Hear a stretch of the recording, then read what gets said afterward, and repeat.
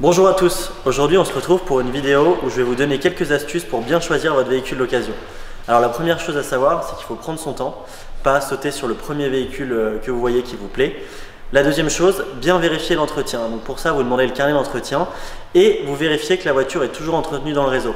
Pourquoi il est important d'avoir une voiture entretenue dans le réseau? Tout simplement parce que si un jour vous avez un problème sur par exemple une boîte de vitesse, et que votre véhicule n'a pas été entretenu dans le réseau, vous ne pourrez pas demander une prise en charge en partie ou totale par le constructeur et ça fera sauter également votre garantie. Donc ça, il ne faut surtout pas prendre. Maintenant, on va passer sur quelques petits points que vous pouvez faire vous-même en faisant le tour du véhicule déjà d'extérieur. Allez, c'est parti. Ok, premier point, bien vérifier votre carrosserie. Donc il est important de vérifier les jointures au niveau des différentes pièces de carrosserie, vérifier l'espacement, qu'ils soient à peu près identiques de part et d'autre de la pièce. Si l'espace n'est pas le même, il est probable que la voiture ait été tapée, donc accidentée, ou alors que la pièce a été démontée. Dans ce cas-là, il faudra demander un peu plus de confirmation au vendeur pour savoir ce qui s'est réellement passé sur ce véhicule.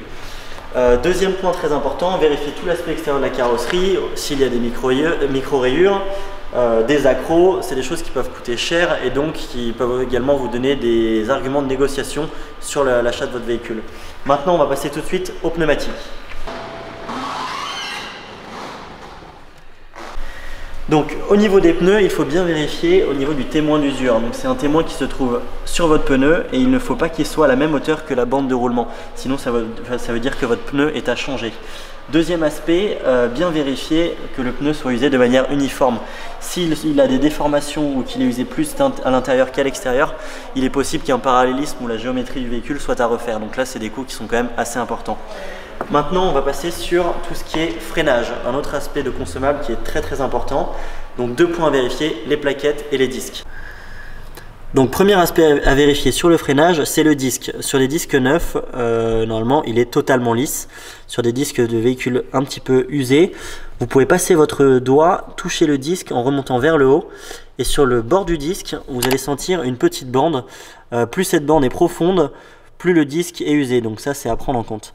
Ensuite vous avez les plaquettes. Sur les plaquettes, vous avez donc de la garniture.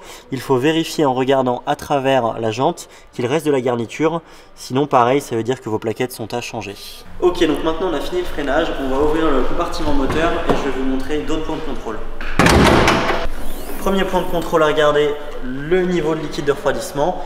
S'il est au niveau, pas de souci.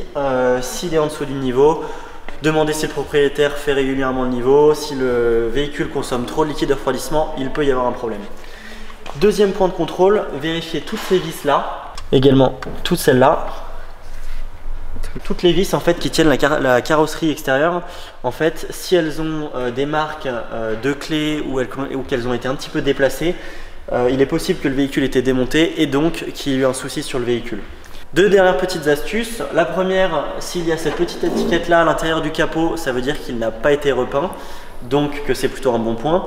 Et pour finir, regardez quand même sur la face avant qu'il n'y ait pas trop d'éclats de cailloux ou d'éclats de peinture. Ça veut dire que la personne a roulé vite avec le véhicule ou alors dans des endroits où on n'a pas pris trop soin du véhicule. Et voilà, cette vidéo est maintenant terminée. J'espère que ça vous a plu. N'hésitez pas à le dire dans les commentaires si c'est le cas. Nous, on essaiera de vous faire une petite vidéo bientôt sur les astuces à l'intérieur du véhicule et en essai routier pour compléter celle-ci. Je vous dis à bientôt, prenez soin de vous et bonne année.